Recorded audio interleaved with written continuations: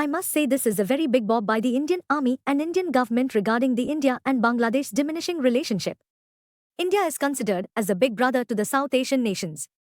As you know, recently Sheikh Hasina's government was overthrown by the military and Mohammad Yunus has become the head of the interim government. But as the developing events in the Bangla resulted in the worsening of India-Bangladesh relationships. Now something big happening at the border. Last night's announcement has moved the BSF troops to the zero line along the Bangladesh border in West Bengal's Murshidabad district. Troops that were earlier stationed 100 meters inside have now been shifted directly to the border line that is called the zero line in technical terms.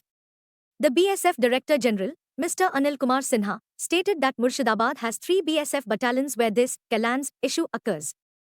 Kalans means riverine lands. Forces have now been deployed along the zero line from Farakka to Kakramari Char. Additionally, India has started a survey to erect fences along the border. Soon, the construction of the international border will also begin. The situation in Bangladesh is currently unstable, and that is one of the primary reasons. Since turmoil began in Bangladesh, the BSF has been strengthening security not only in West Bengal but also along the Indo-Bangladesh border in Tripura, Meghalaya, and Assam. The data reveals huge quantities of narcotics have been seized. Contraband goods worth 120 crore rupees have been confiscated. About 174 kilograms of gold worth 27 crore rupees have also been seized along the border. The BSF has already conducted over 600 meetings with Bangladesh's Border Force, BGB, Border Guard Bangladesh, in the last 3 months. There is now increased vigilance along the Indo-Bangladesh border.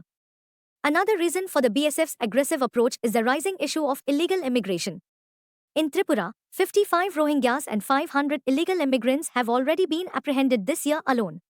Tripura's Chief Minister, Manik Saha, even stated that after the fall of Sheikh Hasina's government in Bangladesh, there was a jailbreak where 500 to 600 prisoners escaped.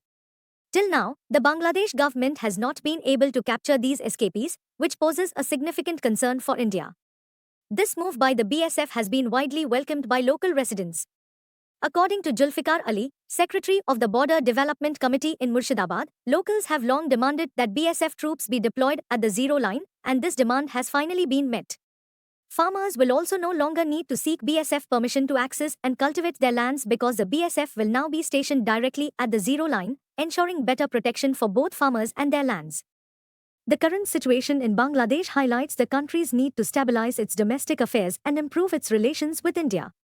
The Bangladesh government has failed to handle its domestic law and order situation, and its approach to geopolitical and diplomatic issues has been largely unprofessional. And Bangladesh truly requires a mature-minded government right now to handle its international affairs. But I don't think so. It will happen in the next 2 to 3 years as the interim head of the government Mohammad Yunus is not ready to conduct the elections and to restore the democracy. India's move to strengthen its border security is necessary to ensure stability, prevent illegal immigration, and stop smuggling activities.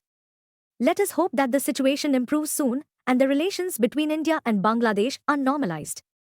What are your thoughts on this issue? Let us know in the comments. Thank you for listening. Stay tuned.